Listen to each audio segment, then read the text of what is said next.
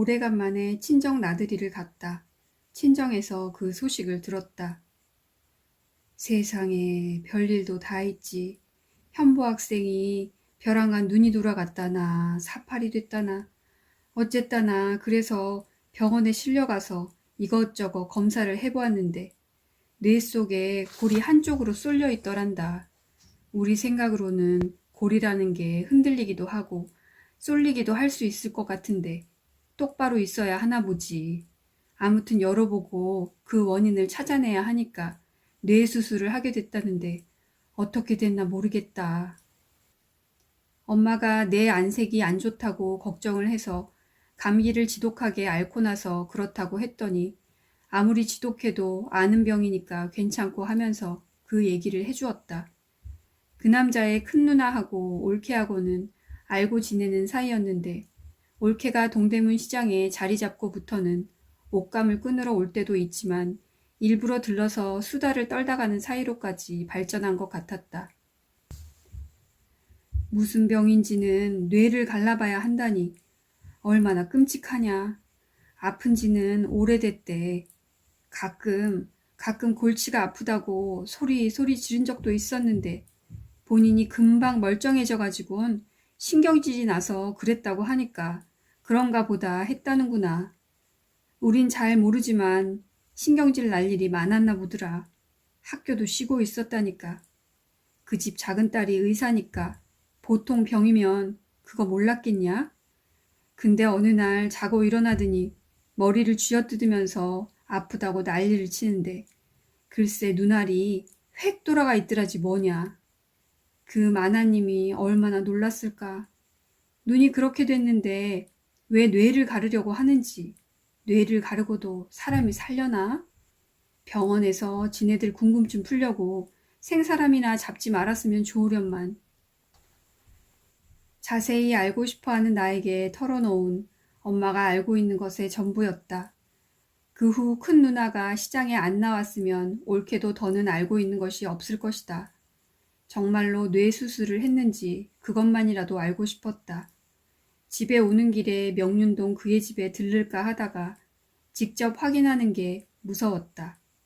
다음날 동대문 시장으로 올케를 만나러 갔지만 엄마한테 들은 것 이상은 알아내지 못했다.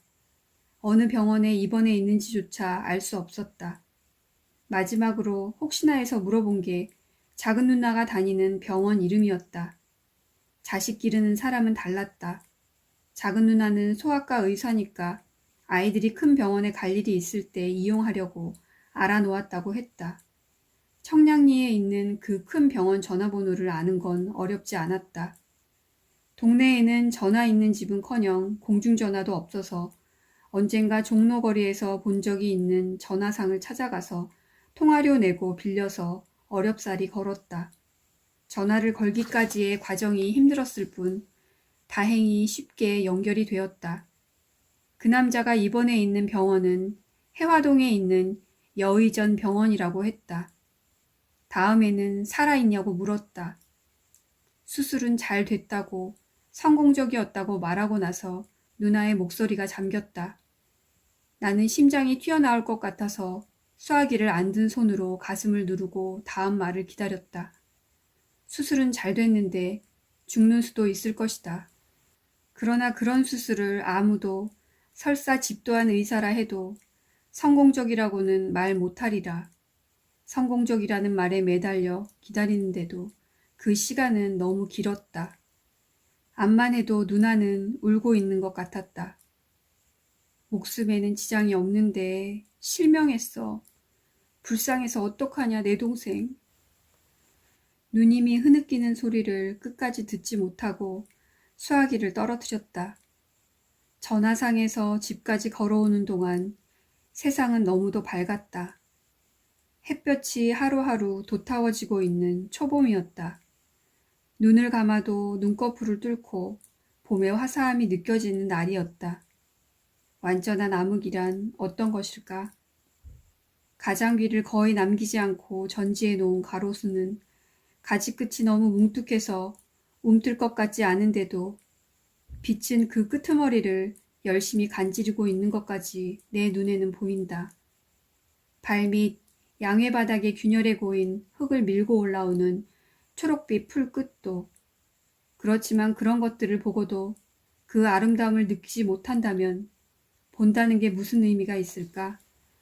나는 앞으로 보긴 보아도 아무것도 못 느낄 것 같았고 마땅히 그래야 한다고 생각했지만 그 무의미는 또 어찌 견딜 것인가.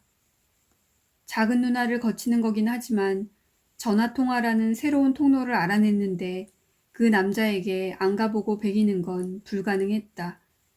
병실을 물어보면서 언제 갈 거라는 걸 말해놨기 때문에 작은 누나, 큰 누나 다 와 있었다. 어머니는 여전히 허름한 몸빼바지 차림인 걸로 봐서 줄곧 아들 곁에 붙어 있는 것 같았다. 누나들은 침울해 보였지만 어머니는 생각했던 것보다 평온하고 씻은 듯이 해맑아 보이기까지 했다. 나를 보고 듬성한 앞니를 드러내고 반겼다. 나는 병자에게 곧장 다가가지 못하고 식구들과 인사를 끝내고 나서도 잠시 어쩔 줄을 모르다가 큰 누나가 그에게 건이고모 왔다고 말하는 소리를 듣고서야 그를 바라보았다. 그는 머리에 투구처럼 견고하게 붕대를 감고 눈은 거즈 같은 걸로 가볍게 가린 채 반듯하게 누워 있었다. 나는 아무 말 못하고 명치께에 포갠 그의 손을 잡았다. 맞잡은 그의 손에 악력이 가해지고 그 악력이 가늘게 떨렸다. 그날 많이 기다렸지? 미안해.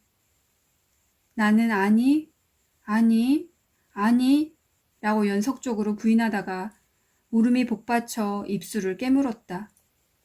내가 못 받아들이겠는 건 그의 사과가 아니라 내 앞에 펼쳐진 믿을 수 없는 현실 전체였다. 끝끝내 이건 아니라고 생각하면서 병실을 뛰쳐나왔다. 누나들이 따라 나왔다. 어머니가 그만하셔서 다행이에요. 어머니를 어찌 뵙나 그 걱정부터 했는데 뜻밖의 편안해 보이셔서 마음이 놓이네요. 나는 인사치레를 위해 생각지도 않은 소리를 했다. 그 와중에도 나는 간교했다. 목숨 건진 것만 고맙다고 하루에도 몇 번씩 그저 감사합니다, 감사합니다 하시니까 어쩌면 그러실 수가 있을까요? 전에도 그랬어. 현보가 어머니 속을 얼마나 썩였는지 건이 고모도 알잖아. 아버지 따라 이북으로 가버리지 못하러 절 기다렸냐고 구박도 많이 하고 현보가 그러는 걸 보면 괘씸하고 속이 상해서 우리도 덩달아서 아버지나 오빠나 이북이 좋아서 갔으니까 거기서 한 자리 할 텐데 그리로 붙지 못하러 저 철딱선이 없는 것을 기다린다고 남아서 이 고생을 하냐고 얼마나 구박을 했다고. 그럴 때마다 그저 고맙다는 거야. 살아 돌아온 거 봐서 고맙고 당신이 건강해 그 철딱선이 없는 막내의 의지가 될 수 있어서 고맙고 고마워하려면 현보가 고마워해야지. 왜 어머니가 고마워하냐 말이야. 언니, 엄마 너무 구박하지 마. 불쌍하잖아. 불쌍하긴 뭐가 불쌍하냐? 현보가 저 지경이 됐는데도 또 고맙다니까. 저 노인이 돌았구나 싶더라. 돌만도 하지. 알고 보면 엄마도 신앙의 힘으로 버티는 거야. 성당 나가니까 참 좋더라고 하시길래 뭐가 그렇게 좋으시더냐고 물었더니 신부님이 매사에 감사하라고 하신 말씀이 제일 마음에 드시더래. 그거 하나는 지킬 자신이 있으셨나 보지. 감사는 엄마 특기인데 겨우 그거 복습하려고 성당 나갔대? 나 같으면 그까지 성당 당장 집어치우겠다. 엄마가 성당 나가고 나서 좋은 일이 뭐가 있어? 그 명랑하고 건강하던 애가 점점 이상해지다가 결국에 가서 눈뜬 장님까지 됐는데도 얼어 죽을 감사는 무슨 놈의 감사? 아무튼 재증이 아니라니까. 언니, 정말 왜 그래? 엄마가 재증이든 신앙의 힘이든 저렇게 버텨주지 않으면 우리끼리 무슨 수로 죄를 감당하겠어? 나도 속상해서 그래. 나도 하느라고 했어. 그 녀석이 지랄칠 때마다 건이 고모 생각나서 그러는 줄 알고 여북해야 시집가서 잘 사는 사람을 내가 꼬셔냈겠어? 너는 명색에 의사가 한 게 뭐가 있냐? 주치의하고 한통속이 돼가지고 병원 잘못은 없는 것처럼 지네들 변명만 늘어놓고 하나님이 그 의사고 병이나 액을 미리 예방해야지. 그것도 못하면서 감사만 하라는 걸 누가 믿냐? 내 한바탕 들어놓고 말 거야. 신부님이 그 의사고 없어. 나는 제쳐놓고 자매끼리 점점 언성을 높이자 고정하시라고 내가 끼어들 수밖에 없었다. 그제서야 내 존재를 깨달은 듯 민망해하는 게 역력해 그동안 자매가 속에 있는 말을 할 기회도 없었던 것처럼 보였다. 큰 누나가 내 손을 잡더니 그렁그렁한 눈으로 이런 꼴 보여 미안하다고 너무 속상해서 그랬다고 말하고 나서 또 한판 동생하고 붙으려고 했다. 넌 명색이 의사잖아. 현보 못 고쳐도 좋으니 현보 같은 병 앓는 사람 한 사람이라도 이 대한민국에 있으면 데려와봐.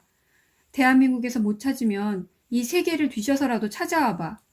몇 억에 한 명 있을까 말까 한 병이라는 게 도대체 말이 된다고 생각해? 수술을 잘못했으면 국으로 가만히나 있을 것이지. 언니, 제발. 큰 누나가 난동이라도 부릴까봐 걱정이 되는지 작은 누나가 입을 틀어막다시피 하면서 병실 쪽으로 몰고 갔다. 그동안도 큰 누나는 입을 다물지 않고 더 큰 소리를 냈다. 현보는 회도 잘 안 먹는 애야. 비위생적인 건 질색이고 어머니가 얼마나 가려먹였는지 너도 잘 알잖아. 말이 되는 소리를 해라. 말이. 내가 알아들을 수 없는 소리를 계속해서 짓거리는 언니를 억지로 병실에 쳐놓고 작은 누나는 다시 내게로 왔다. 그 병원은 작은 누나가 졸업한 학교 부속 병원이니까 의료진 중에는 스승이나 선배도 많을 것이다. 작은 누나의 난처한 입장이 이해되었지만 나도 이 비극적 재난의 진상을 알고 싶었다. 현보는 어떻게 되는데요? 설마 영영 장님이 되는 건 아니죠? 누님이 아는 것만큼 저도 알고 싶어요. 건희 고모가 시집갈 때까지 우린 현보가 건희 고모를 여자로 좋아하는 걸 몰랐어. 한 살이라도 손이고 누나 하고 따르니까 편한 여자친구인 줄만 알았지. 건희 고모 시집가고 나서 점점 아이가 이상해지는 거야. 그땐 머리 아프단 소리는 안 했지만 신경질을 잘 내고 툭하면 물건을 내던지질 않나. 아버지든지 형이든지 찾아내라고 생떼를 쓰지를 않나. 그렇게 발작하는 억지 중에는 건희 고모도 종종 나오니까 우리 식구들은 그 애가 상사병이라고 생각한 거야. 걔 하는 짓이 꼭 상사병 같았거든. 나도 상사병을 본 적은 없지만 미치겠단 소리도 입에 달고 살았으니까 멀쩡한 사람 미치게 하는 게 상사병 말고 뭐가 있겠어? 명색이 의사인데도 그렇게 쉽게 생각하게 되더라고. 그러다 어느 날 골치 아프다고 펄펄 뛰던 아이 눈이 한쪽으로 확 돌아간 거야. 그제서야 우리가 뭘 크게 잘못 생각했다는 걸 알고 응급실로 데려가고 뇌 사진을 찍게 된 거지. 뇌 사진 찍는 거 보통 일이 아니거든. 사진에 나타난 걸로 봐서는 안 보이는 쪽에 종양이 있을 것 같다고 해서 열어보기로 했지. 열어보니까 종양이 아니라 벌레가 있었어. 잡안에 세어보니까 10마리도 넘는 벌레가. 벌레가요? 뇌 속에 벌레가 어디서 나요? 말도 안 돼. 나도 못 믿겠는 일이 내 눈앞에서 일어난 걸 어쩌겠어. 내 눈으로 똑똑히 봤어. 집도한 의사도 처음 봤을 거야. 그래도 그런 임상 사례가 아주 없는 건 아닌가 봐. 의학저널에 보고된 사례로 짐작컨대 음식물을 통해 들어간 유충이 뇌에 도달해서 자라났겠지. 어떻게 그런 일이, 그런 회충이 뇌까지 올라간 사람은 왜 없어요? 몸속에 들어간 벌레가 돌아다니는 길은 제각기니까 종류도 그렇고 밝혀진 건 그중 얼마 안 되는지도 몰라. 벌레를 잡아냈으면 병이 나아야지 왜 눈이 멀어요? 뇌수술은 그렇게 간단한 게 아니야. 집도한 박사님은 뇌수술의 제일인자로 소문난 분이지만 그 수술에서 시신경을 건드리는 건 불가항력이었을 거야. 앞으로 현보는 어떻게 되는 거죠? 그걸 낸들 어떻게 알겠어. 아무리 동기간이라도 도와줄 순 있어도 대신 살아줄 순 없는 거니까. 참, 나 따라오지 않을래? 어딜요? 현보 머릿속에서 잡아낸 벌레가 박사님 연구실에 보관돼 있거든. 한번 봐. 보라고. 왜요? 제가 왜요? 싫으면 관둬. 난 문득문득 가보곤 해. 저 징그러운 건 어디로부터 왔을까 생각하다가 어디서 왔니? 묻다가 그래. 그래봤댔자 그런 짓이 얼마나 가겠어. 곧 그만두겠지. 집 또한 박사님 연구실에 박사는 없었다. 누나도 박사를 만나기를 기대하지 않은 듯 열린 문으로 들어가 박사 책상 위에 있는 유리병을 가리켰다. 약물인 듯한 액체 속에 구더기같이 생긴 연분홍 벌레들이 잠겨 있었다. 죽어 있는지 살아 있는지 분간할 수 없었다. 나는 누나처럼 벌레한테 말을 걸지는 않았지만 여자들이 죽었다 깨어나도 알 수 없는 딴 세상, 극한 상황에 전쟁터가 떠올라 몸서리를 쳤다. 그것이 다 벌레의 짓이었을까? 내 젊음을 황홀하게 빛낸 그 기쁨의 시간이 다 벌레의 선물이었을까? 설마 처음부터 끝까지 다는 아니겠지. 그렇다면 언제부터 언제까지가 우리들의 시간이고 언제부터 언제까지가 벌레들의 시간이었을까? 오직 그 생각만 하면서 집까지 왔다. 나에겐 전쟁터가 중요한 것보다 그게 중요했다. 다시 한번 문병을 갔을 때 병실엔 아무도 없이 그 남자 혼자 누워 있었다. 여전히 눈을 가리고 있어 얼굴에 반만 보였다. 앞으로 그 남자는 소리내지 않으면 아무도 못 알아보겠지? 내 마음은 이렇게 아픈데 그 남자는 눈을 가린 것만 풀면 다시 세상을 볼 수 있다고 생각하는 것처럼 광기도 격정도 사라진 다만 지친 표정으로 깊이 잠들어 있었다. 나는 처음으로 그 남자의 전체, 보이는 상처와 보이지 않는 상처까지를 포함한 한 남자의 전체를 본 것처럼 느꼈다.